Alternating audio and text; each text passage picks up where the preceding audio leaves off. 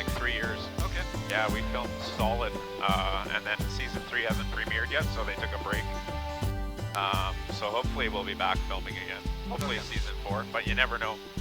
Yeah, because it got canceled. Yeah.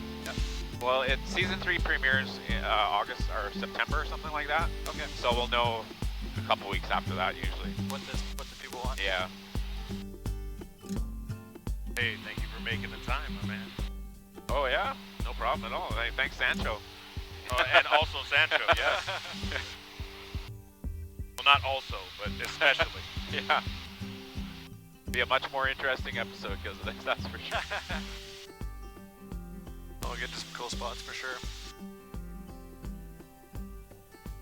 So what got you into this kind of thing?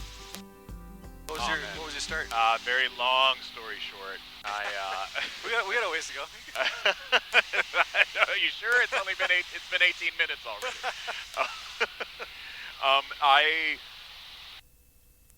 I was working for a magazine in Brazil, and at the time had a travel blog, writing about travel from like a multicultural perspective. And a buddy of mine was like, "Hey, I want to commission a TV show from you." He was a co-owner of a small startup cable network. And he said, "I want to commission this show. You've got great storytelling ability. You've been around. We can't pay you, but we can teach you all about like advertising, and it'll be a non-exclusive agreement." Okay. And I said to him, "Absolutely not. Television? How very dare you? I don't even own a television. Kardashian. I write literature." So, you know, I'm still as snobbish as I was then, but man, but every other door in my life closed at the time. So like, I just kept finding myself in conversations where people are like, "Oh, you should do TV. You should do TV. Let me, here's $1,000. Let me produce you." And so eventually I relented, and I'd worked in travel as a journalist for about 15 years at that point. So I had a lot of connections in like the media, on the media side. And, you know, we put together a little TV series. It was like, okay, what would the theme be? Bourdain was killing it in food. So I was like, all right, well, what do I experience specifically? It's friendship and connection. Yeah. And so that was the theme of the show. I would go to a place and visit friends, and they would bring me into their community, show me what they love about the place. Yeah. We show the audience the whole world is our tribe. And so halfway through filming the first season, the network went dark, the little cable network. They ran out of money. Okay. So we were a cart with no horse. Yeah. But it was through a series of conversations with mutual friends that I got connected to the PBS side. Yeah. And, you know, it's self-funded, but PBS gives you incredible distribution. Okay. Right? So our market reaches 108 million US TV households. We get the seal of approval for having been on PBS. Yeah. And, yeah, like that, you know, the rest is history. We're in our 4th season. Okay. We put the first season together on $90,000, which I never want to relive. That was I can't say I didn't eat. There was always money for that, but barely any for anything else. Yeah, no, I hear you. Yeah. And, yeah, man, so that's how we got into it. There you go. That's awesome. As most ventures start, eh? Yeah, I never wanted to be on TV, actually. And people are like, "You're a natural." I'm like, I've been practicing for 10 years. Time. Exactly.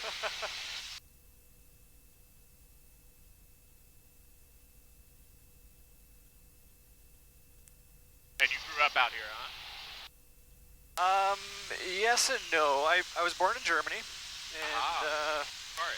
my parents didn't want to live in the hectic, like, whatever lifestyle there. They wanted something more quiet. Okay. This is 43 years ago. They decided to move to a small country called Canada. Where in Germany were you born? A small town called Hockenheim near Frankfurt. Okay. So it's the only thing it's known for is the Formula One track that's there. Oh, sweet. The Hockenheim thing. Schumacher. Michael Schumacher became a thing. And yeah, so we came to Canada, moved to initially to a little town called Kimberley. I don't know if you ever been. Oh yeah, in out that Ontario. way. Or no, in Kimberley, BC. Yeah. Kimberley, BC, in the interior. Yeah. And the family there helped them or sponsored them to immigrate here. And then we lived in Kimberley, Crest, and Cranbrook, kind of out in that area for a few years. And then eventually became some of the first, maybe one of the first true schoolies. My dad bought a school bus back in 1985 or 1986 and gutted it and basically took a bunch of logs, cut them down to size, and made bunk beds and whatever else in there. And we lived in there. In the school bus. In the school bus. The magic school bus. The magic school bus. And we traveled down to, we were down in California for 6 months for the winter. And then we'd come back up to Canada for the summer. And did you guys speak German at home? When we were really young, I'm sure we did. So I do have German. I can speak German still. Because we've been back there as a family as well to visit and stuff, so.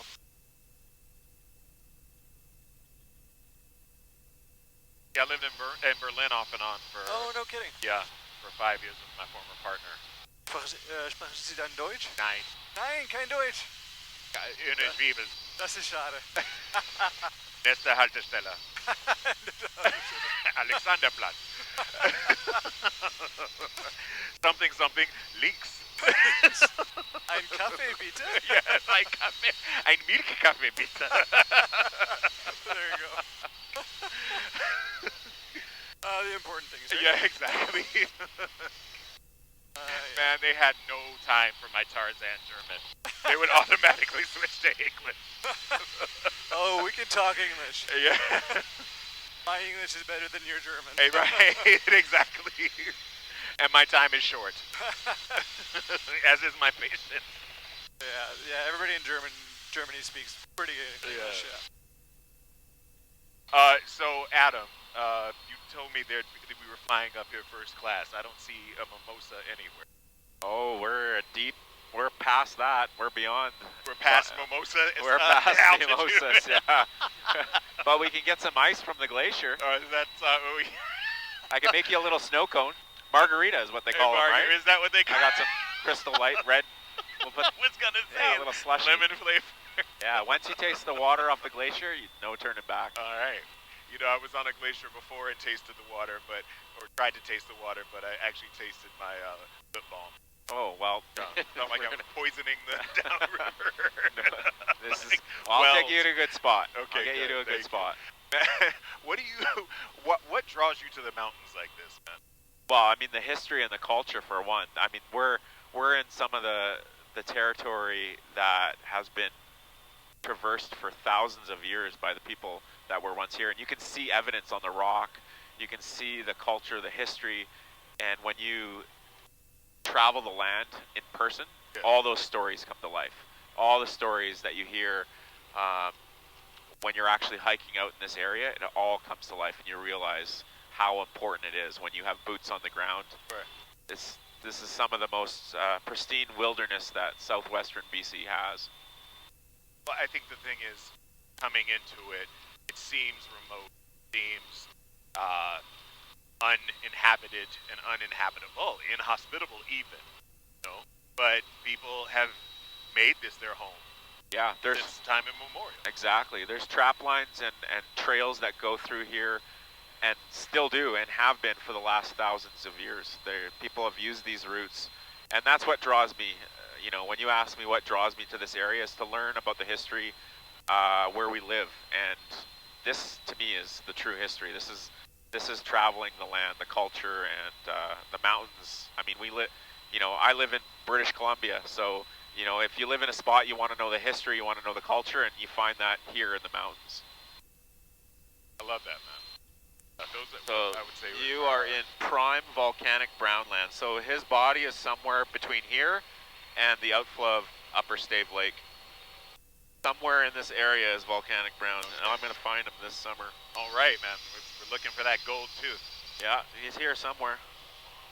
He would have come down this pass off the Stave Glacier if he was trying to get here. This is up on the other side is Galaxy Peak, and this is one of the routes that I think he took. It was from here down to here. So I think he's in this somewhere in that bowl between here and there. There's a nice big meadow up above there. Yep. Thanks. I think he had his camp somewhere right around here. Everyone thinks it's up on the glacier, but I think it's down here somewhere. Now it would have taken how long to... 3 days to traverse from the pit. I've done it in a couple days, but I've traversed from Harrison to over here and come out that side in a couple weeks. But he was up here since June till August, or June to September, and they were still looking for him in November. 1931 never came out. Oh well. The only really true part of the whole legend. This is the other option down here. If he did traverse to Harrison, he would have come through this valley. Call this Porcupine Valley here. Up above there's Terra Rosa Lake. And he could have tried to maybe come through here because there's a trail over here to Glacier Lake to Fire Lake. And it's actually on old 1897 gold prospector's map. So that's another route that he could have tried to come through this pass. Yep. Evan and I from Australia, from Curse of the Frozen Gold, we searched down here for a couple of weeks as well. We had a base camp at Terra Rosa Lake, and we looked in this valley, and we didn't see much, but there is a historic route just on the other side here on Fire, and you'll see Fire Lake and Glacier Lake sitting on the other side of this ridge.